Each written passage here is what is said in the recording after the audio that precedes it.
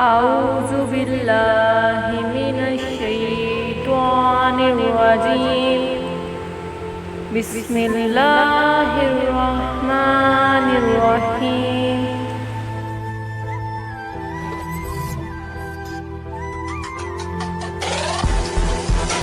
ایک عجیب جنازے کی کہانی۔ ایک علاقے میں ایک بابا جی کا انتقال ہو گیا۔ جنازہ تیار ہوا اور جب اٹھا کر قبرستان جانے لگے تو ایک آدمی آگے آیا اور چارپائی کا ایک پاؤں پکڑ کر بولا، مرنے والے نے میرے 15 لاکھ روپے دینے ہیں، پہلے مجھے پیسے دے دو پھر اس کو دفن کرنے دوں گا۔ تمام لوگ کھڑے تماشا دیکھ رہے تھے۔ بیٹوں نے کہا، مرنے والے نے ہمیں کوئی ایسی بات نہیں بتائی کہ وہ مقروض ہے، اس لیے ہمیں پیسے نہیں دے سکتے۔ مرنے والے کے بھائیوں نے کہا، جب بیٹے ذمہ دار نہیں تو ہم کیوں دیں؟ اب سارے کھڑے ہیں اور اس نے چارپائی پکڑی ہوئی ہے۔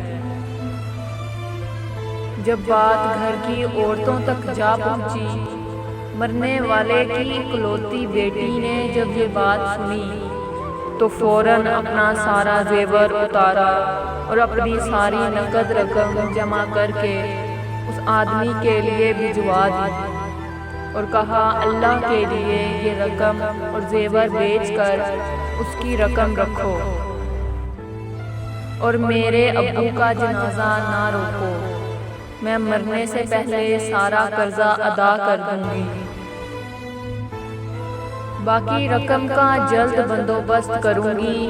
اب وہ شخص کھڑا ہوا اور سارے مجمع کو مخاطب کر کے بولا، اصل بات یہ ہے کہ میں نے مرنے والے سے 15 لاکھ لینے نہیں بلکہ اس کے 15 لاکھ دینے ہیں، اور اس کے کسی وارث کو میں جانتا نہ تھا، تو میں نے یہ کھیل کھیلا۔ اب مجھے پتہ چل چکا ہے اس کی وارث ایک بیٹی ہے اور اس کا کوئی بیٹا اور کوئی بھائی نہیں۔ اب بھائی منہ اٹھا کر اسے دیکھ رہے تھے اور بیٹے بھی۔ محترم دوستو، جن کی بیٹیاں ہیں وہ بہت خوش نصیب ہیں، لہٰذا بیٹی کی پیدائش پر خوش ہونا چاہیے۔ بیٹیوں کی شریعت میں بہت فضیلت بیان کی گئی ہے۔ اس کہانی سے معلوم ہوتا ہے کہ بیٹے صرف دکھاوے کے لیے ہوتے ہیں، کام صرف بیٹیاں ہی آتی ہیں۔ اس ویڈیو کو ان لوگوں کے ساتھ شیئر کریں جو بیٹوں کو بیٹیوں پر فوقیت دیتے ہیں۔